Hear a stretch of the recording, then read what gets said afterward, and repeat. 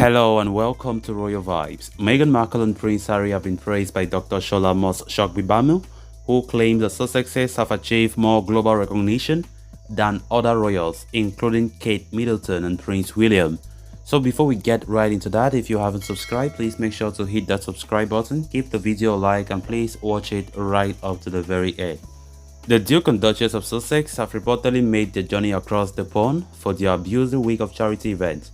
Starting in Manchester for the One Young World 2022 Summit, Meghan Markle and her husband will visit organizations close to their heart. Ahead of their trip, a spokesperson for the couple said they are delighted to be returning to Harry's home country. However, their visit comes amid controversy surrounding the Duchess's recent interview with New York-based magazine The Cut. Last week, Meghan sat down with journalist Alison Davis for a candid conversation about life after leaving the royal family. During the interview, the former Hollywood actress appeared to suggest her husband lost his father when the couple decided to step down from the senior positions within the firm. She also said she was making an active effort to forgive the royal family, adding in what some have described as a threat, especially knowing that I can say anything. The Duke and Duchess have received backlash from many commentators, but Dr. Shola Mos-Shogbibamu, a political commentator and author, has come to the Sussex's defense. She argued that Harry and Meghan's visit will highlight what the royal family has lost in not having the pair as working royals and how this has cost the monarchy the chance to be seen as legitimate in a modern progressive world. Dr. Shola claimed the Sussexes have achieved more global recognition than other royals, including the future King and Queen, Prince William and Kate, Duchess of Cambridge. Writing for iNews, she said, "In the 2 years since stepping down as senior royals, Harry and Meghan have achieved more global recognition than any other royal, current working royal, with the exception of the Queen.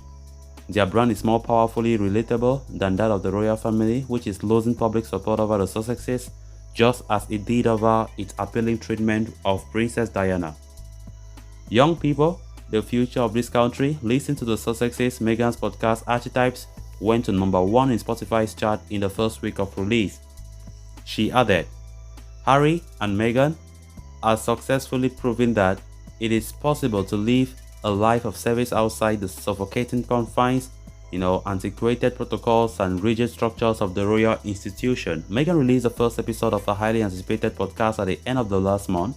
The Duchess sat down with her longtime friend and tennis champion Serena Williams for a discussion about the negative connotations that surround being an ambitious woman. They talked about balancing motherhood and career goals, drawing on their own experiences of being working mothers. Serena Williams recalled having to play a tennis match the day after her then infant daughter fell out of her high chair and broke her waist.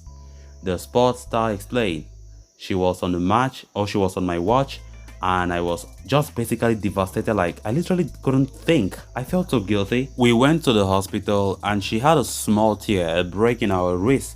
So she had to get a cast and we didn't get back till 4 in the morning.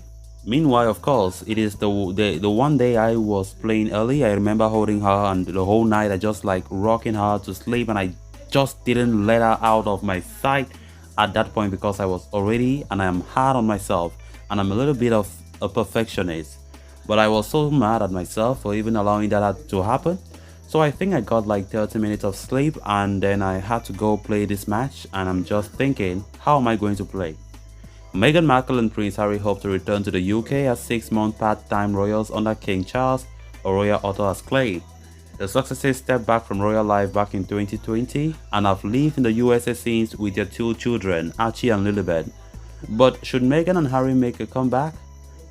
Serena ended up, winning the match, but revealed she was so emotionally spent, and just so emotionally drained that it was crazy. Meghan then shared her own story of trying to balance motherhood with a demanding workload, likening Serena's experience to her and Harry's during their royal tour of South Africa back in 2019. She said, "Just like when we went to the tour in South Africa, we landed with Archie. Archie was 4.5 months old. And the moment we landed, we had to drop him off at this housing unit that they had for us to stay in. We immediately went to an official engagement in this township called Nyanga.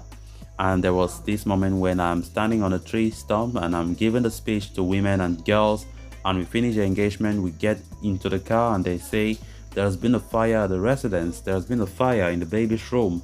The Duchess explained that a heater in the nursery had caught fire while Archie and his nanny were in another room.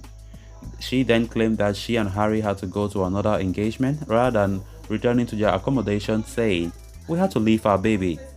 While was criticized for talking about herself too much during the debut episode, Archetypes attracting a robust listenership and skyrocketed to the top of the Spotify chart. Omid Scobie, a friend of the Sussexes and co-author of Finding Freedom, tweeted, "Meghan's debut podcast Archetypes has done what many have tried and failed to do, snatched the top spot from the Joe Rogan Experience on Spotify US podcast charts. And as of today, Archetypes has fallen to second place in the US and in the UK. Last week, Meghan spoke with five-time Grammy winner Mariah Carey about growing up as a mixed-race woman and the complexities surrounding the label diva. On this week's episode of Archetypes, Meghan will be joined by actor and writer Mindy Kaling. The podcast, produced by Actual Audio in partnership with Spotify's Gimlet Media, in the first episode of the first podcast series under the multi-million-pound deal the Sussexes signed following their exit from the firm in 2020. They also signed an exclusive deal with Netflix, which is expected to release original documentaries in partnership with Actual Productions. So guys, with that we have come to an end of this episode. Thanks a lot for watching. Until next time, bye bye.